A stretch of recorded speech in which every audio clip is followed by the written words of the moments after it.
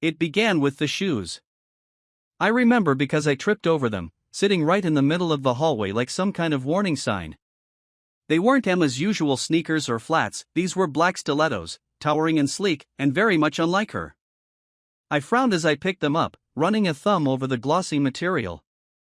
"New shoes?" I called out, placing them by the door. From the kitchen, Emma appeared with a cup of tea, wearing the softest smile I'd ever seen on her face. It was almost dreamy. Like she'd just been reminded of some inside joke only she knew. "Oh, yeah," she said. "Got them on sale. Cute, right?" "They're definitely different," I replied, noting how quickly she brushed past me, like she didn't want to linger on the topic. Emma wasn't a heels person, and I could count the number of times she'd worn them in our marriage on one hand. The shoes stuck in my mind for the rest of the day. Later that evening, as we lay in bed, Emma shifted under the covers, staring at the ceiling. "Do you ever feel like life just becomes this endless routine?" she asked out of nowhere. I glanced at her, confused. "I mean, it's a routine, sure, but it's our routine." She didn't respond right away, just turned onto her side, her back to me. I thought it was the end of the conversation.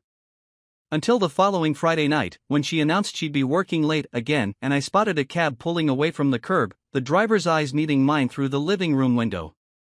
It was a Thursday evening when my unease finally started to form into something real. Emma had taken the kids to her mother's for the weekend, something she said was for a little bonding time. I had no problem with her doing that, it was good for the kids to spend time with their grandmother. But the timing of it felt off. She rarely took spontaneous trips, especially on a school week. I decided to keep myself busy. I ordered a pizza, put on a game, and tried to settle into the silence of an empty house. But something kept gnawing at me, an itch I couldn't scratch. I'd been feeling it for weeks, maybe months, if I was being honest. It wasn't something I could name outright, just little moments that didn't add up. That night, as I was cleaning up after dinner, I opened the cabinet under the sink to grab some paper towels and found her gym bag shoved into the corner. Emma never left it there. She was meticulous about keeping her things organized. It was strange enough that I pulled it out, just to move it back to the closet where it belonged. It felt heavier than usual. I hesitated, standing there with my hand on the zipper. Part of me didn't want to look. I wasn't sure what I was expecting to find, but I knew that opening it meant crossing a line. I unzipped it. Inside was a neatly folded outfit, not workout clothes, but a slinky black dress I didn't recognize. Beneath it, I found a small bag with makeup, perfume, and tucked into a side pocket a room keycard.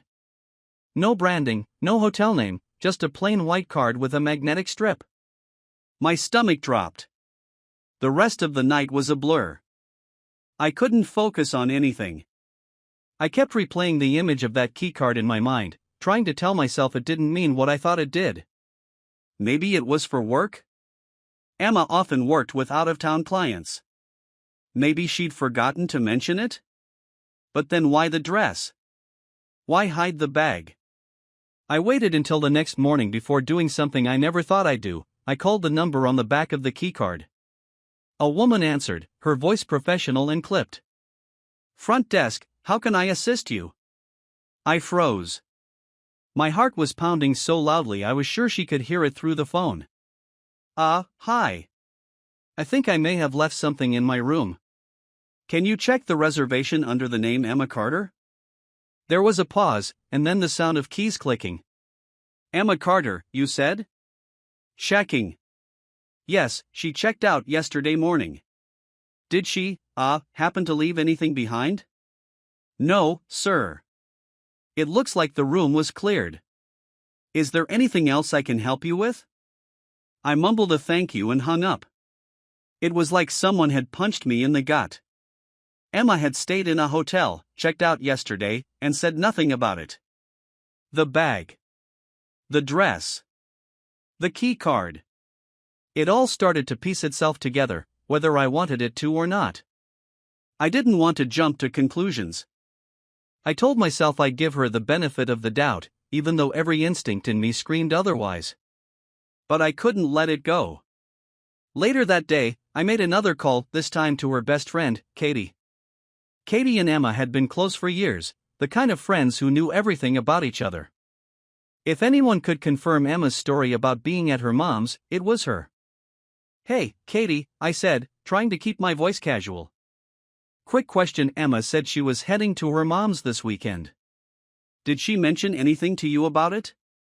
There was a pause, just long enough to make my heart race again. "She didn't tell me that," Katie said slowly. "But, I guess that makes sense. I mean, she's been kind of all over the place lately, you know?" I knew Katie well enough to catch the hesitation in her tone. She was lying. "Oh, okay," I said, forcing a laugh.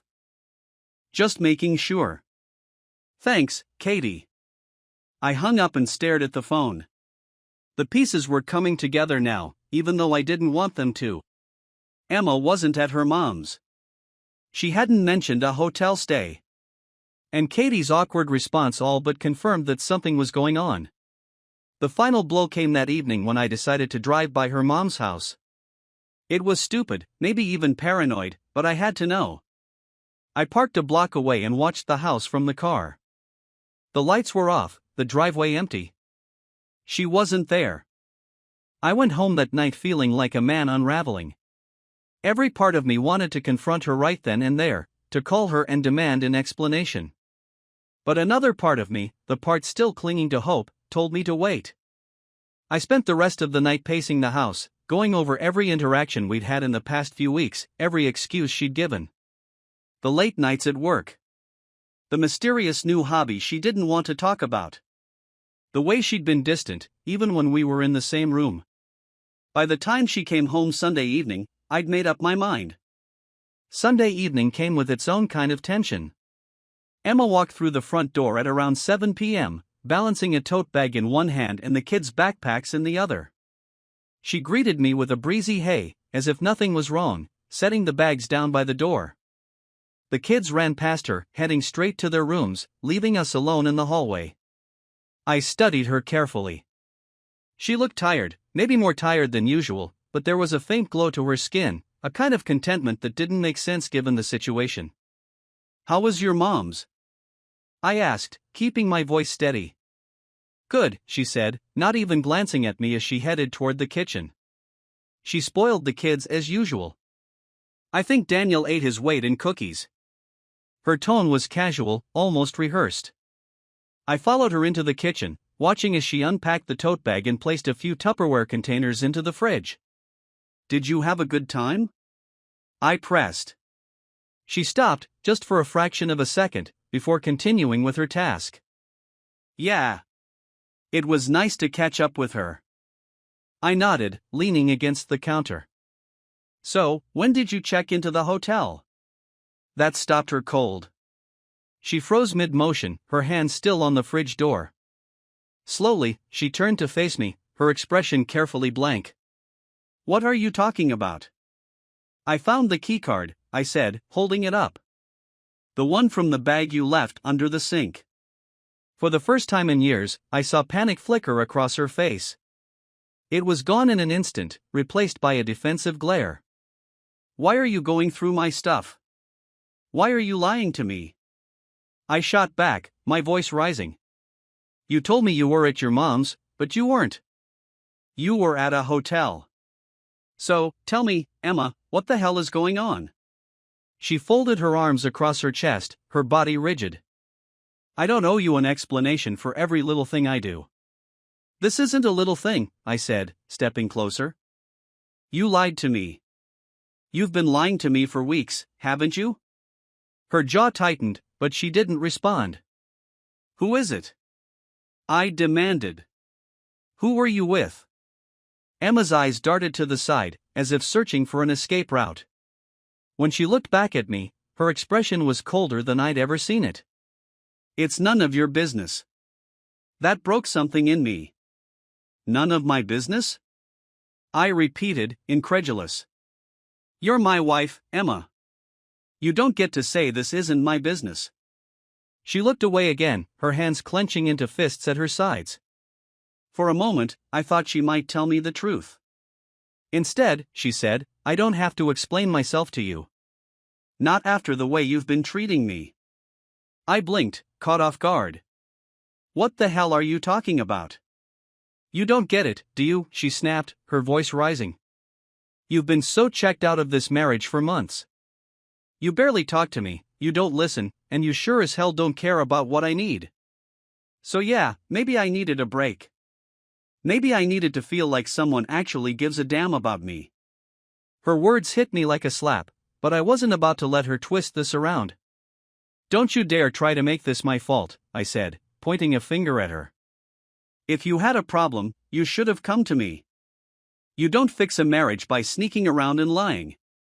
Maybe I didn't think you'd care enough to fix it, she shot back, her voice shaking. I stared at her, stunned. I didn't even recognize the woman standing in front of me. This wasn't the Emma I'd married, the woman I'd built a life with. This was someone else entirely, someone capable of looking me in the eye and justifying her betrayal. Who is it? I asked again, my voice low and cold. She didn't answer. Is it someone from work? One of your friends? Just tell me the truth, Emma. I deserve that much. She finally looked at me, and for a split second, I thought I saw guilt in her eyes. But then she squared her shoulders, her expression hardening once more. It doesn't matter who it is. It's over. Over? I repeated, laughing bitterly. You think that makes it better? That just because it's over, I'm supposed to forget everything and move on? She opened her mouth to respond, but I cut her off. No. You don't get to do that. You don't get to decide when this conversation is over. I want to know everything, how long it's been going on, where it started, what lies you've told me. All of it. I told you, it's none of your business, she said, her voice trembling now. I stepped back, shaking my head in disbelief. Unbelievable. After everything we've been through, this is how you handle it. You just throw it all away, and you don't even have the decency to admit it. Her eyes filled with tears, but I didn't feel any sympathy. Not now. I'm sorry, she whispered. Sorry? I scoffed. You're sorry? You're not sorry you did it. You're sorry you got caught. She didn't deny it. For the first time in our marriage, I felt nothing for her. No love, no pity, not even anger.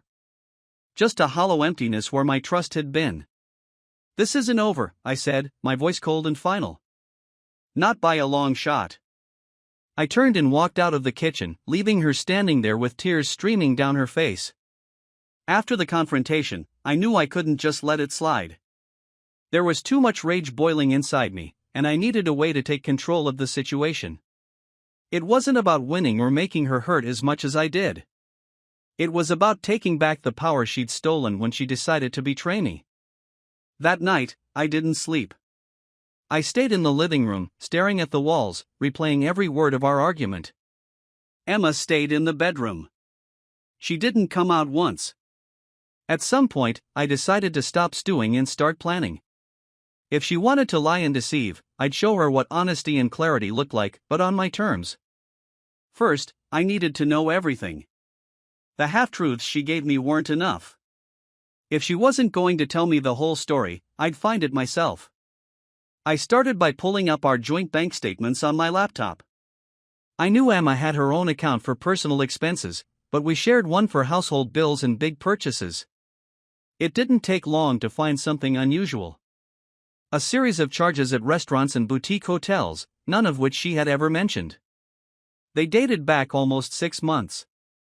One of the charges was for a wine bar we'd been to together, except I hadn't been there in over a year. Another was for a hotel I recognized from a business conference, a place with suites costing more per night than we usually spent on a family vacation. I saved screenshots of everything and emailed them to myself, labeling the folder evidence. It felt cold and clinical, but I wasn't operating on emotion anymore. This was about preparation. The next step was her phone. She'd gone to bed without it, leaving it on the kitchen counter. It was locked, of course, but I knew her passcode, her mistake for not being more careful. Inside, I found texts, but not from the man I was expecting. She'd been clever enough to delete anything incriminating. What she didn't think to delete was her location history. The location data painted a clear picture. While I was home taking care of the kids, she'd been driving to the same part of town regularly, an area I knew well because it was near her office. I did some digging and found the address matched a private gym. That didn't make sense at first. Emma didn't even have a membership there, but a quick look at their website revealed they rented spaces for private events. This was it. This was my lead. I waited until Monday morning, after she left for work, to start my next move. First, I made an appointment with a divorce lawyer. I wasn't ready to file yet, but I wanted to understand my options. We'd built a life together, kids, a house, joint investments, and I needed to know exactly how to protect what was mine. The lawyer was thorough, laying out everything I needed to consider: custody arrangements, property division, spousal support.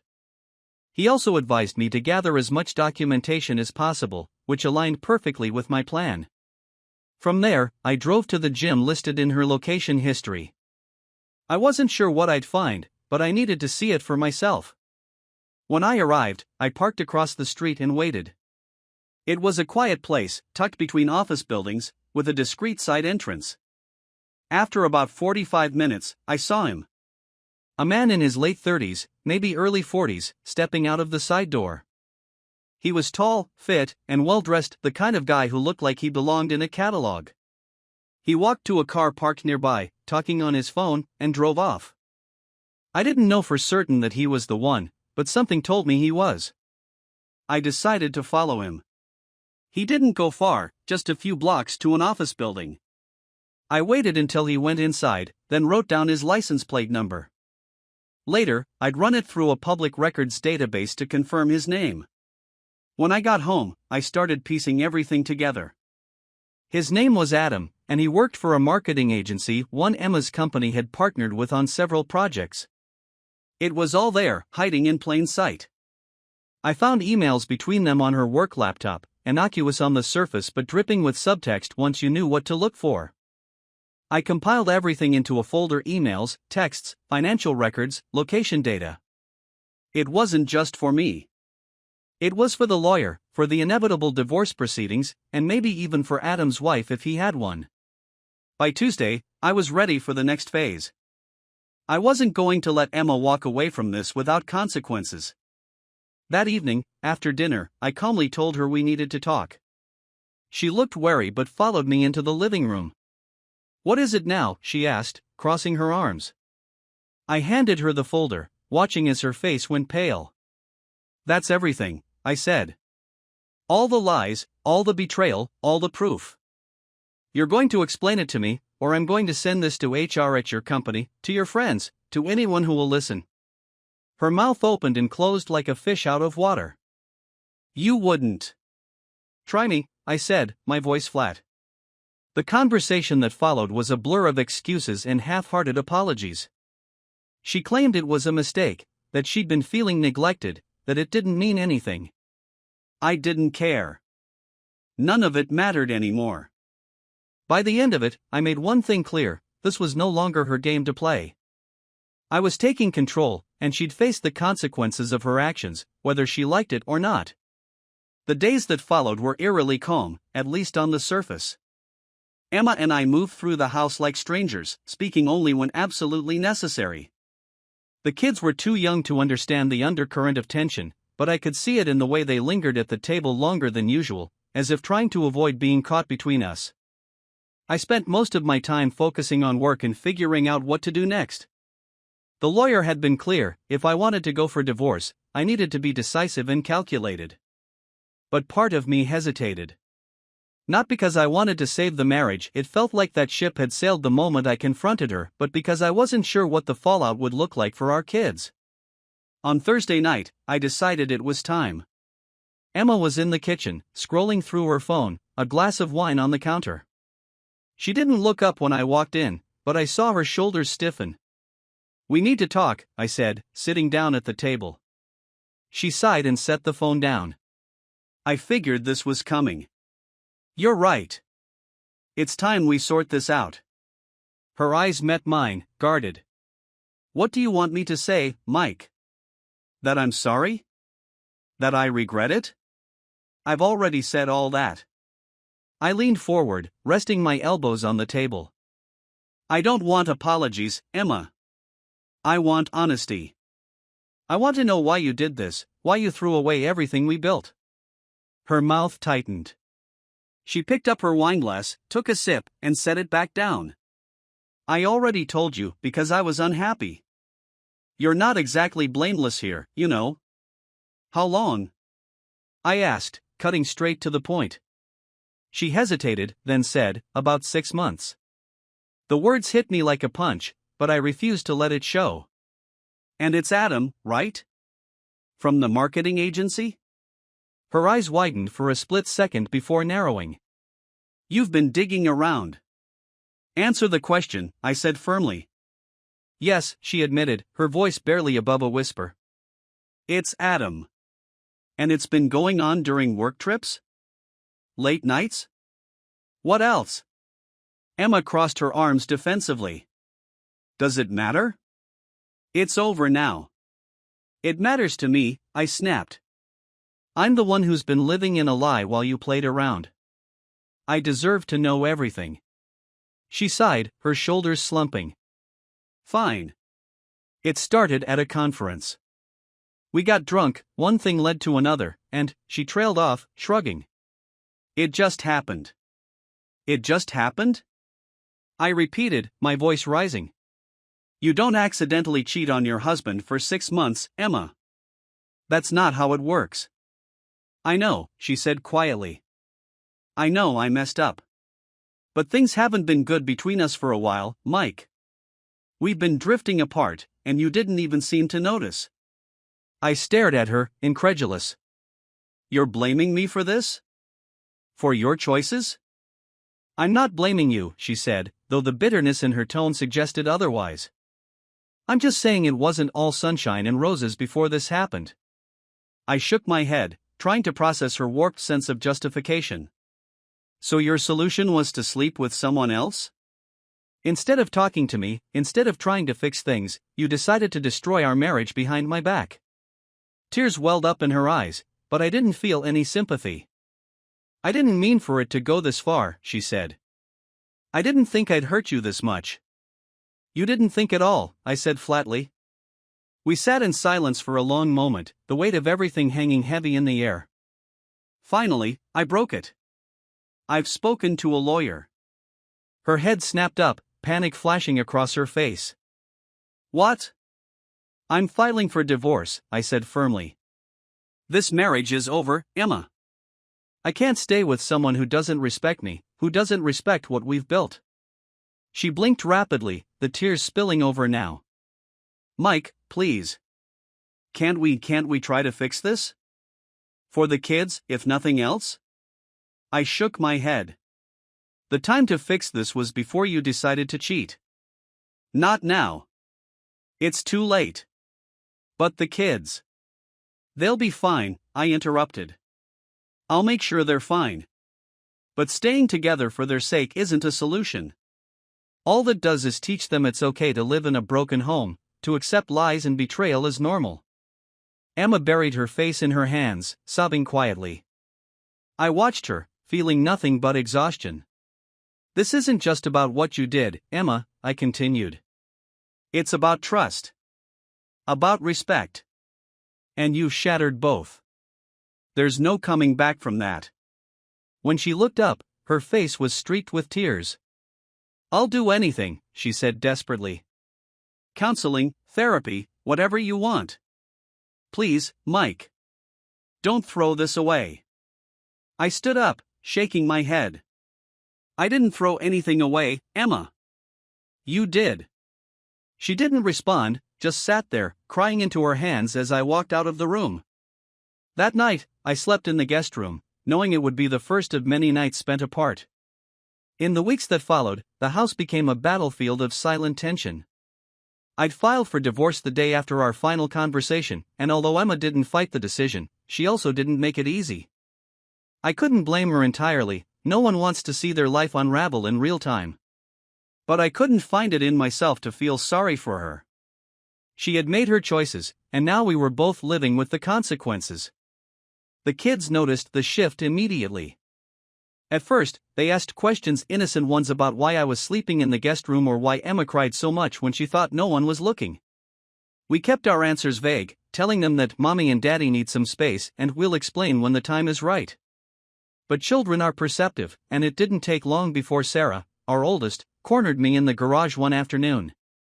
"Is it because you're getting divorced?" she asked bluntly. The words hit me harder than I expected. "What makes you say that?" "I'm not stupid, Dad," she said, crossing her arms. "I hear you guys fighting. And you don't even eat dinner together anymore. Are you getting divorced or not?" I sighed, setting down the wrench I'd been using. "We are," I admitted. "But it doesn't change how much we love you and your brother." Sarah's face crumpled, and for a moment, she looked much younger than her 12 years. "Why?" "There are things your mom and I need to work through," I said carefully. "And sometimes, even when people love each other, they realize they're better off apart." Her lip quivered, but she nodded. "Is it our fault?" My chest tightened. "No," I said firmly. "It's not your fault. This is between me and your mom, and it has nothing to do with you or Daniel. Do you understand?" She nodded again, but the tears came anyway. I pulled her into a hug, holding her tightly as she cried into my chest. That conversation marked a turning point for me. I realized that no matter how angry or betrayed I felt, my kids had to come first. They didn't ask for this upheaval, and it was my responsibility to make the transition as smooth as possible for them. Emma and I sat down a few days later to discuss logistics. It was the most civil conversation we had in months, probably because we both understood the stakes. "We need to talk about custody," I said, sitting across from her at the dining table. She nodded, looking tired but composed. "I want to keep the kids here," she said. "They need stability, and this is their home." "I agree," I said. "But I want joint custody. I'll stay close, so they can see me regularly." She hesitated, then nodded. "That's fair." We spent the next hour hashing out the details: school schedules, holidays, weekends. It was exhausting, but by the end of it, we had a rough outline of a plan. "I'll stay in the house until the divorce is finalized," I said. "After that, I'll move out." Emma looked down at her hands, her expression unreadable. "Do you hate me?" she asked quietly. I was taken aback by the question. "I don't know," I admitted. "Some days, I do. Other days, I just feel empty." She nodded, her eyes glistening. "I never wanted this," she said. "I didn't think." "You didn't think at all," I interrupted. "That's the problem." We left it at that. The divorce process itself was grueling. There were meetings with lawyers, countless forms to sign, and the constant sting of seeing Emma during those interactions. But I stayed focused on the end goal, a fresh start. By the time the papers were finalized, I had already found a small apartment nearby. It wasn't much, a modest 2-bedroom place with just enough space for the kids to have their own room when they stayed with me. But it felt like a step forward. The day I moved out was bittersweet. I packed my things in silence, taking only what was mine and leaving the rest for Emma and the kids. Sarah helped me carry boxes to the car, her expression stoic. "I'm going to miss you," she said as I loaded the last box into the trunk. "You're going to see me all the time," I said, ruffling her hair. "Nothing's changing there." She gave me a weak smile. Emma watched from the doorway as I hugged the kids one last time. We exchanged a brief nod and unspoken acknowledgement that this was the end of one chapter and the beginning of another. In the weeks that followed, I focused on rebuilding my life. I threw myself into work, started hitting the gym again, and even reconnected with old friends. It wasn't easy, but each day felt a little less heavy than the last. As for Emma, I didn't see much of her outside of custody exchanges. She seemed to be keeping her distance, which was fine by me. We were civil for the kids' sake, but there was no room for anything beyond that.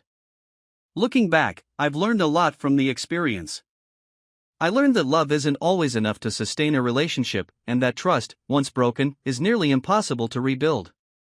I learned the importance of setting boundaries and standing up for myself, even when it's painful. Most importantly, I learned that life goes on. It's not always pretty, and it's rarely easy, but it goes on. One evening, as I sat in my new apartment, Sarah called me. "Dad," she said, her voice chipper, "guess what? I got an A on my history project." "That's amazing," I said, smiling.